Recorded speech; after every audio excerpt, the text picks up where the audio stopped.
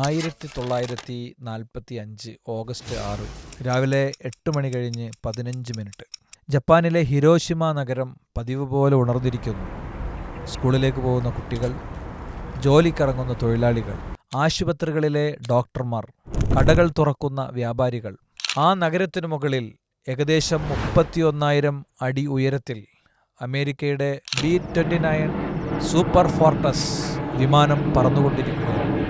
അതിനുള്ളിൽ മനുഷ്യചരിത്രം ഒരിക്കലും മറക്കാത്ത ഒരു പേര്, ലിറ്റിൽ ബോയ്. രാവിലെ 8:15 ബോംബ് താഴേക്ക് പതിച്ചു. ഏകദേശം 600 മീറ്റർ ഉയരത്തിൽ ലിറ്റിൽ ബോയ് പൊട്ടിത്തെറിച്ചു. ഒരു നിമിഷം ഒരു വലിയ പ്രകാശഗോളം. ആ പ്രകാശവലയത്തിനുള്ളിൽ നിന്ന് ആയിരക്കണക്കിന് ഡിഗ്രി സെൽഷ്യസ് ചൂട് പെയ്തിറങ്ങുന്നു. പിന്നെ ഒരു നഗരം അഗ്നിസമുദ്രമായി. മനുഷ്യർ നിഴലുകളായി മതിലുകളിൽ പതിഞ്ഞു. കെട്ടിടങ്ങൾ വായുവിൽ ലയിച്ചു. ആശുപത്രികളല്ലാതായി. ഡോക്ടർമാർ രോഗികൾക്കൊപ്പം മരിച്ചു വീണു. വെള്ളത്തിനായി നിലവിളി കൊണ്ട് മനുഷ്യർ നദീകരകളിലേക്ക് ഓടിക്കൊണ്ടിരുന്നു. നദീതടങ്ങളിൽ തന്നെ വെള്ളം കുടിച്ചും കുടിക്കാതെയും മനുഷ്യർ മരിച്ചു വീണുകൊണ്ടേയിരുന്നു. 1945 അവസാനിക്കുമ്പോഴേക്കും ഹിരോഷിമ നഗരപരിസരങ്ങളിൽ മാത്രം 1,40,000 മനുഷ്യജീവനുകൾ നിശ്ചലമായിരുന്നു. ഒന്നുകൂടി നമ്മൾ പിന്നോട്ട് വരുമ്പോൾ, ഹിരോഷിമയും കഴിഞ്ഞ് 3 ദിവസം പിന്നിട്ടപ്പോൾ 1945 ഓഗസ്റ്റ് 9 രാവിലെ 11 മണി 2 ജപ്പാനിലെ മറ്റൊരു നഗരം നാഗസാക്കി. ആകാശത്ത് വീണ്ടും B-29 സൂപ്പർ ഫോർട്ടസ് വിമാനം പറക്കുകയാണ്. ഇപ്രാവശ്യം അതിനുള്ളിൽ ഫാറ്റ്മാൻ എന്ന ബോംബാണ്. ഫാറ്റ്മാൻ താഴേക്ക് വരുമ്പോൾ വീണ്ടും പ്രകാശവലയം ആ നഗരത്തെ ചുറ്റിപ്പൊതിഞ്ഞു. ഒരു തീഗോളം ഭൂമിയിലേക്ക് പതിച്ചു. അങ്ങനെ ഒരു നഗരവും കൂടി ചരിത്രത്തിൽ നിന്ന് മായ്ക്കപ്പെട്ടു. 1945 അവസാനമായപ്പോഴേക്കും നാഗസാക്കിയിലും ഏകദേശം 70,000-ലധികം മനുഷ്യർ മരിച്ചു കഴിഞ്ഞിരുന്നു.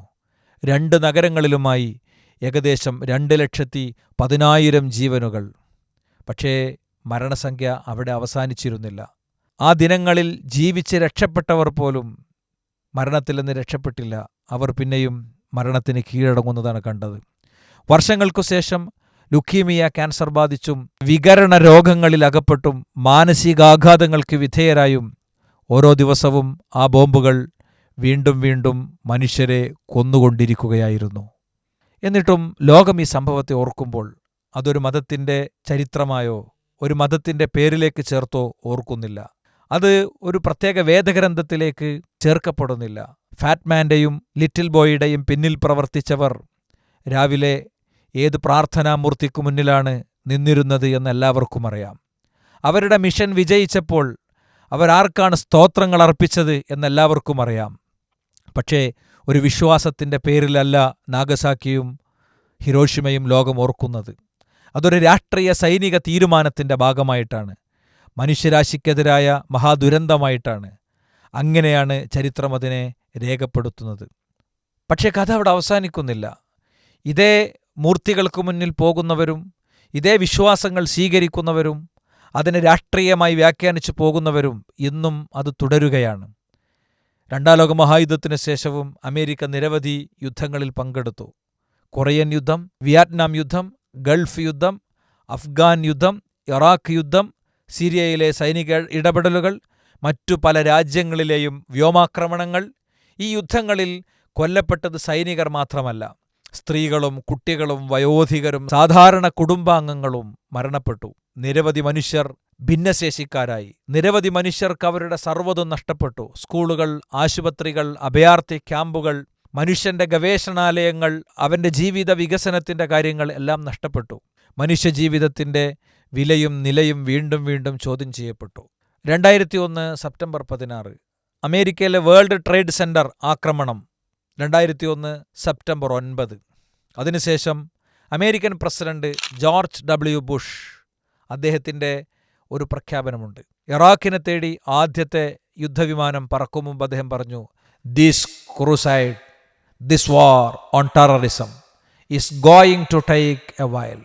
ഈ കുരിശ് യുദ്ധം ഇത് കുറച്ച് നീണ്ടു നിൽക്കാൻ ഇടയുണ്ട് എന്ന് ലോകം വായിച്ച ആ ഒരു വാക്ക്, വാക്കുകൾക്ക് വ്യാഖ്യാനങ്ങളുമായി വരികയും പിന്നീട് ഇസ്ലാം ഈസ് പീസ് എന്ന് ജോർജ് ബുഷ് തന്നെ അമേരിക്കയിലെ ഇസ്ലാമിക സമൂഹത്തിൻ്റെ കേന്ദ്രത്തിൽ പോയി പറയുകയും ഒക്കെ ചെയ്തിട്ടുണ്ട്. എന്നാലും ഇതിനെ കുരിശുയുദ്ധമായി ചിത്രീകരിച്ചുകൊണ്ട് തന്നെ അദ്ദേഹം ഇതൊക്കെ ചെയ്തിട്ടും ഒരിക്കലും കുരിശിനും കുരിശിൻ്റെ വിശ്വാസത്തിനും ഈ പറഞ്ഞ യുദ്ധങ്ങളോ ഈ അരുങ്കൊലകളോ ഒന്നും ഒരു കാലത്തും ചാർത്തപ്പെട്ടില്ല. ഇനി പ്രസിഡന്റ് മാറി, അധികാരങ്ങൾ മാറി, പക്ഷേ അമേരിക്കയുടെ രീതി മാറിയില്ല.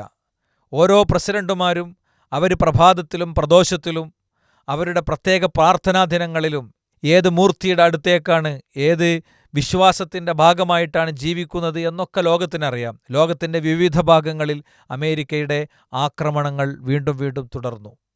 ഇവയെല്ലാം ലോകം ചർച്ച ചെയ്യുന്നു, ഇവയെല്ലാം വിമർശിക്കുന്നു.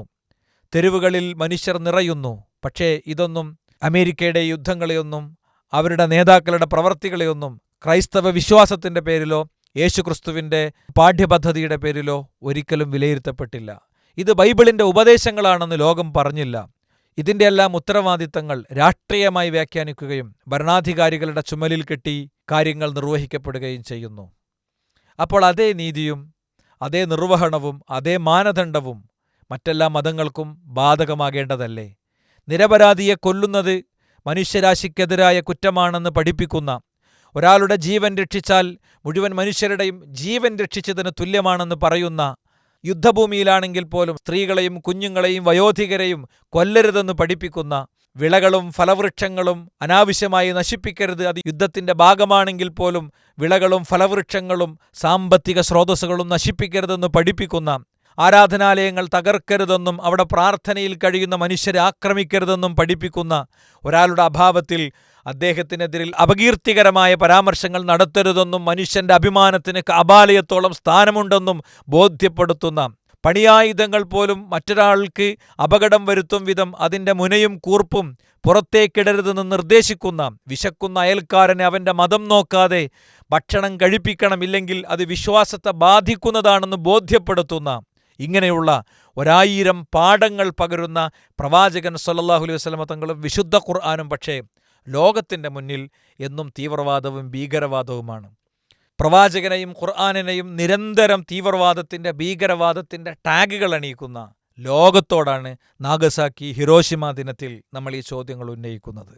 ലോകത്തെ കോടിക്കണക്കിന് മുസ്ലിങ്ങൾ പ്രവാചകൻ പഠിപ്പിക്കുന്ന ഈ വഴിയിൽ സഞ്ചരിച്ചിട്ടും ഒറ്റപ്പെട്ട അവിവേകികളായ, അതും മതത്തെ ആഴത്തിൽ നിന്ന് പഠിച്ച ഒരാൾ പോലും ഒരു തീവ്രവാദ സംഘങ്ങൾക്കും ഇല്ലെന്നിരിക്കെ, ലോകത്തറിയപ്പെട്ട ഏതെങ്കിലും ഒരു മുഫ്തിയോ ഒരു പണ്ഡിതനോ ഒരിക്കൽ പോലും ഈ നിലക്ക് ആഹ്വാനങ്ങൾ നൽകിയിട്ടില്ലെന്നിരിക്കെ, പ്രതിചേർക്കലുകൾക്ക് വീണ്ടും വീണ്ടും ശ്രമിക്കുമ്പോൾ ചാപ്പക്കുത്തുന്നവരുടെ ലക്ഷ്യം ഇസ്ലാം എന്ന മഹത്തായ ദർശനത്തെ അതിൻ്റെ വേദഗ്രന്ഥത്തിൽ നിന്ന് പഠിക്കാൻ ആളുകൾ സന്നദ്ധമായാൽ അവർക്ക് മറുപടികൾ നൽകാനില്ലെന്നതുകൊണ്ട് പറഞ്ഞും പേടിപ്പിച്ചും ഭീകരവാദത്തിൻ്റെ ചാപ്പ ചാർത്തിയും ഇസ്ലാമിനെ പ്രതിക്കൂട്ടിൽ നിർത്തി മനുഷ്യരുടെ മനസ്സിൽ നിന്ന് മാറ്റി നിർത്താനുള്ള ശ്രമങ്ങളാണ് നടക്കുന്നത് എന്ന് തീർച്ചയായും നമുക്ക് ബോധ്യപ്പെടുന്നുണ്ട്.